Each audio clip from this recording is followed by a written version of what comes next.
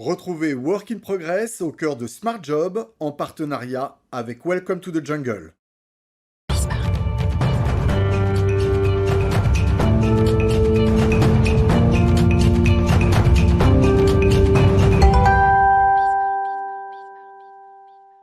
Working Progress avec les invités de Welcome to the Jungle et Mathieu Amaré qui est avec moi. Mathieu, on l'a vécu ensemble, on est un petit peu comme ça dans un encapsulement de l'émission autour du bien-être, autour de... je prends un peu de recul aussi avec ce confinement, ces visios et cette hyper-connexion des collaborateurs. Et c'est de ça dont on parle avec vous, c'est l'infobésité. L'infobésité, alors on est un petit peu dans un mal-être, Arnaud. Vous savez, en télétravail, on manque peut-être ce sas de décompression qu'il peut y avoir entre le trajet domicile-boulot. Qui fait du bien. Aujourd'hui, on est un peu coincé à la maison avec nos appareils connectés. Il est difficile de refermer l'ordi comme ça d'un coup sec le soir. Et ça amène énormément de questions en fait autour de ce fameux droit à la déconnexion qu'on va essayer de détricoter avec ma première invitée. Caroline Sauvageol-Rialan, bonjour. Bonjour, merci de votre invitation. Merci de l'avoir accepté. Vous êtes gérante d'un cabinet de conseil qui s'appelle Socomot, mais vous êtes experte en infobésité. Caroline, on a beaucoup parlé du droit à la déconnexion, qui, rappelons-le, est un principe qui est inscrit dans la loi, dans une loi de 2007, qui a été un peu rediscuté pendant ces accords tout récents sur le télétravail, dont on attend d'ailleurs un guide de bonne pratique. On connaît le principe du droit à la déconnexion, on connaît peut-être un peu moins son exercice. Est-ce que vous pouvez peut-être nous expliquer les contours de ce droit à la déconnexion et surtout quelles obligations incombe aux entreprises? Bien sûr. Alors, la loi prévoit pour les entreprises de plus de 50 salariés une obligation de respecter les périodes de repos de ces salariés sans aucun contact avec son activité professionnelle.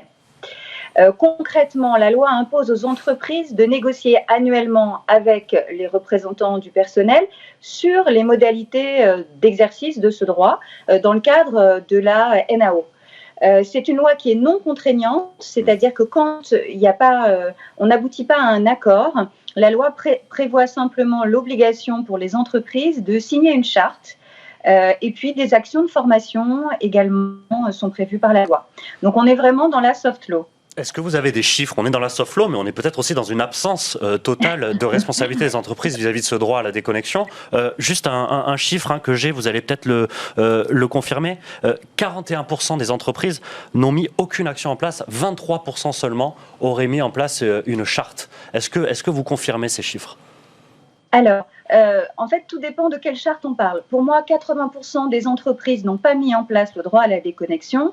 La majorité des entreprises ont signé une charte toute simple en 2 paragraphes avec un principe de respect de la loi et une obligation pour les managers de respecter le droit à la déconnexion de leurs salariés. On sait concrètement, bien sûr, que ce type de charte ne sert strictement à rien et ne change absolument rien aux pratiques professionnelles, bien sûr.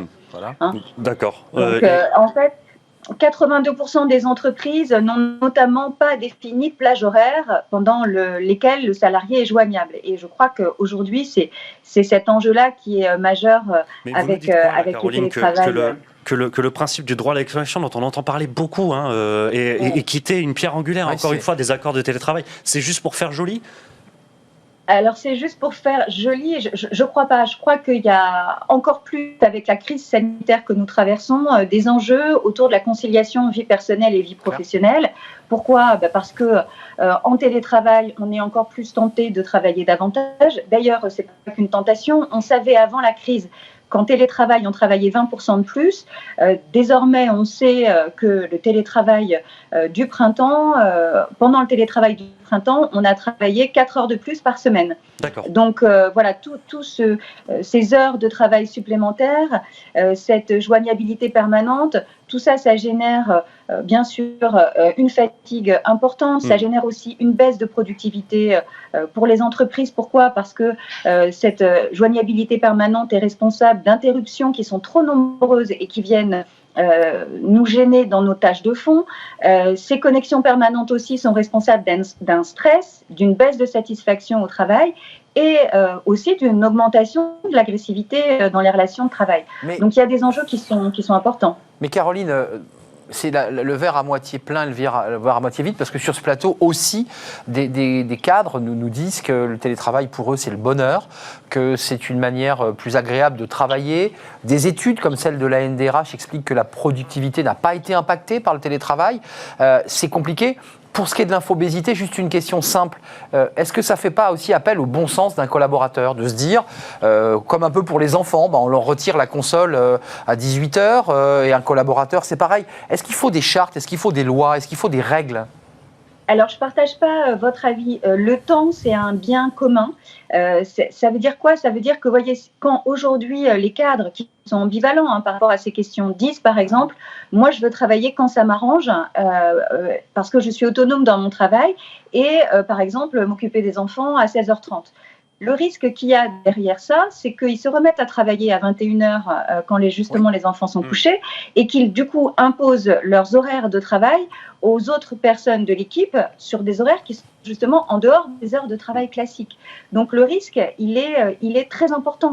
Je crois qu'il est important de revenir à des horaires de travail plus classiques, comme le font d'ailleurs les anglo-saxons de manière assez majoritaire. C'est intéressant de voir qu'en France, on est tout à fait contre la coupure des serveurs, alors que dans les pays anglo-saxons, c'est quelque chose qui se fait très couramment et qui est très bien vécu. Justement. Et puis simplement pour vous répondre, par rapport aux jeunes, il faut quand même savoir que les jeunes sont particulièrement soucieux de faire respecter leur vie personnelle et que ça devient un argument de marketing RH pour les entreprises de respecter effectivement les horaires de travail classiques pour leur permettre d'avoir une vie en dehors du temps de travail. Justement, Caroline, vous dites extinction des serveurs. Et vous l'avez dit, nous sommes otages de notre hyperconnectivité, nous sommes otages de l'attention qu'elle suppose aussi entre un ordinateur, un téléphone portable, etc. Moi-même, le premier, j'ai du mal aussi à me déconnecter à la maison puisque voilà, je suis paré à toutes les notifications, que ce soit sur les réseaux sociaux ou les outils collaboratifs en entreprise. Le cadre contraignant, à part une charte, à part un droit, à part une loi, comme disait Arnaud, c'est aussi carrément la rupture, l'extinction des serveurs. Ce que fait Volkswagen aussi en Allemagne, vous citez le Royaume-Uni.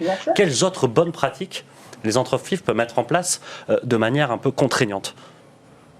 Par exemple, fixer un délai de réponse au mail pour l'interne de minimum 24 ou 48 heures.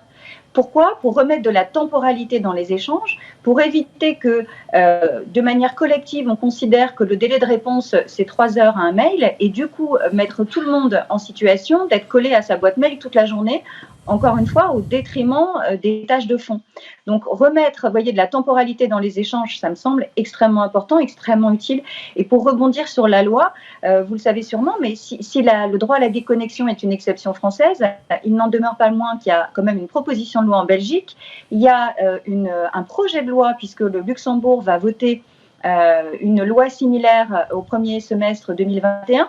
Donc, il y a quand même, les enjeux sont réels. Le rôle du manager là-dedans, c'est aussi un devoir d'exemplarité. C'est à lui de fixer le cap, d'aider ses équipes à gérer les notifications, à gérer leur temps, etc. C'est lui qui doit montrer l'exemple. Bien sûr, le rôle du manager, il n'est pas simple, il est très compliqué avec les injonctions paradoxales de disponibilité permanente de la direction. En même temps, ses collaborateurs, c'est très compliqué. Néanmoins, je crois que il y a deux questions pour le manager. Il y a une question sur l'autonomie, c'est-à-dire qu'est-ce qui peut être fait par rapport à un poste de travail en autonomie, où chacun peut gérer ses horaires comme il l'entend, à condition de ne pas imposer aux autres ses propres horaires. Ça veut dire notamment de ne pas demander des choses aux autres en dehors des heures de travail. Et l'autre enjeu, c'est bien sûr comment on fait pour travailler en mode collaboratif, c'est-à-dire comment on fait pour travailler ensemble. Et là, effectivement, il faut également se fixer des règles. Quels sont les outils qu'on utilise? À quel moment? Pourquoi faire sur les usages? Et donc, derrière, ces enjeux-là pour le manager, il y a bien sûr des enjeux pour lui de régulation, mais aussi des enjeux de formation. Il faut que tout le monde soit formé aux outils. Et aujourd'hui, on a quand même beaucoup de retard, en particulier en France. Juste d'un mot, Caroline, l'ANI a été validé, alors il n'est pas contraignant, il n'est pas obligatoire, cet accord national interprofessionnel. Vous pensez qu'il peut aussi réglementer, en tout cas encadrer ce télétravail?